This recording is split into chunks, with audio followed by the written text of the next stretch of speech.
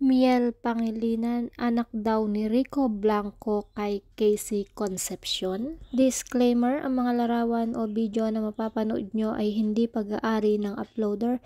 Ito ay ginagamit para sa isang impormasyon, credits to the owners. Hello guys, narito na nga ang ating napakainit na showbiz balita ngayong araw na itong si Miel Pangilinan o mas kilala bilang anak nitong si Sharon Cuneta at nitong si Senator Kiko Pangilinan ay isang araw anak nitong si Rico Blanco at nitong si Casey Concepcion. So ayun na nga guys, no, mistulang muling nabuhay ang issue na si Miel Pangilinan ay anak ng dating magkarelasyon na sina Rico Blanco at Casey Concepcion nga guys. Ito ay matapos tahasang sinabi ng isang netizen na anak daw ni Rico ang anak ni na Sharon Cuneta at Kiko Pangilinan na si Miel Pangilinan. Noong Miyerkules guys, April 26, nagpost si Miel ng isang TikTok video kung saan pinasalamatan niya ang kanyang mga magulang. Ani Miel, thank you for creating me. I'm forever thankful for the support I get from the both of you. I am who I am because of you. I love you both forever and ever. Ngunit isang intrigang netizen ang nag-iwan ng malisyosong komento sa TikTok video ni Miel at sinabing anak nga siya ni Rico. Saad naman ng netizen, anak daw yan ni Rico Blanco. Para sa mga batang 90s na nakaabot sa panahon kung saan nga naging magkarelasyon nga itong sina Rico at Casey, marahil hindi na bago ang issue, mayroon umanong anak nga itong dalawa. And tila nga guys, pinagtagpi-tagpi naman ng mga netizen ang taon kung kailan naging magkasintahan nga sina Rico Blanco at itong si Casey Concepcion at kung kailan isinilang si Miel Pangilinan. Naging magkasintahan nga itong sina Rico at Casey noong 2003 hanggang 2005 habang isinilang sa Miel noong 2004. Batay sa isang artikulo ng PEP noong 2007, umalis ng Pilipinas si Casey noong 2003 para mag-aral nga sa isang American University sa Paris. Kaya naman umugong ang usap-usapan na nagdadalang tao si Casey kaya siya umalis ng bansa. And guys nga no, naging usap-usapan din noon na nagpataba raw ng sobra si Sharon para palabasing buntis siya at pagtakpan ang pagbubuntis nga nitong si Casey. Sa katunayan guys, naging urban legend na sa mundo ng showbiz na mayroong anak sina Rico at Casey at ito nga ay si Miel Pangilinan.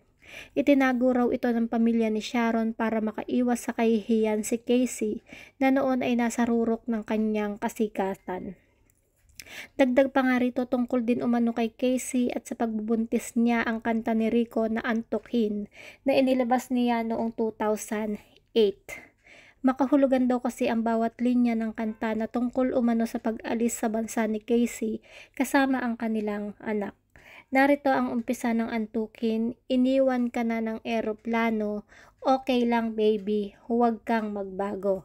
Dito lang humimbing sa aking piling, Antukin, kupkupin na lang kita. Sorry, wala ka nang magagawa. Mahalin mo na lang ako ng sobra-sobra para patas naman tayo, diba? Ngunit itananggi mismo ni Miel na anak siya ni Rico at ng kanyang ate Casey. Tugon nga ni Miel sa komento ng nasabing netizen, hindi daw, sabi niya. Samantalang inulan ng samut-saring komento mula sa netizen ang isyung anak ni Miel si Rico matapos itong i-post ng isang kilalang showbiz gossip site. Ilan sa kanilang mga komento, parang old celebrity myth to, and that the song Your Universe was dedicated daw to Casey Concepcion, referring to the size of something. Nako mga classmate ko talaga noon, mga chismosa. It's a showbiz myth, and Sharon's pregnancy that time daw was fake and everything was just a show kasi nga si Casey daw ang mudra. There are all speculation and yun nga urban legend in showbizlandia. And ang chismis noon ko pa narinig ay baka hindi ma-post comment ko, haha. Basta wala dito, nasa ibang bansa daw. Again, yun ang chismis, ewan ko if totoo. Isa rin tong alamat, si Casey daw na buntis tapos yung pinalabas daw is si Mega Super nagpataba para magmukhang preggy and si Miel daw ang baby.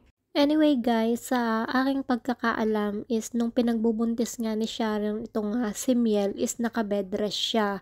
May mga post pa nga noon si Sharon na hanggang ipanganak nga niya itong si Miel naka-video din. So saan galing yung issue na anak nga ni Casey at ni Rico Blanco itong si Miel? And isa pa guys, unang-una walang bahid ng konsepsyon ng itsura ni Miel. Na pangilinan nga yung mukha niya, no? And I'm sure if that's real, di rin papayag si Gabby na mangyari yan sa apo nga niya. Anyway guys, be good to people regardless their physical appearance, especially they don't do anything to harm you. And masakit po yan para sa kanya yung ganyan-ganyanin siya. Sana is tigilan na natin yung mga pambabash or tigilan nyo na yung mga pambabash sa kanya. Iwasan na natin yung mga makasakit ng iba lalo na kung wala namang ginagawang masama yung tao. We love Sharon Cuneta and her family. She and Kiko are both public icons in different categories. They love their kids so much. They are good parents nga. Anyway guys, kayo ano yung inyong mga masasabi or ano yung inyong mga reaksyon para sa bidyong ito, at kung meron kayong mga reaction or suggestion or komento, just comment down below para mapag-usapan natin. At kung hindi pa kayo nakasubscribe sa aking YouTube channel, kindly hit the notification bell, like and share. God bless and ingat po ang lahat.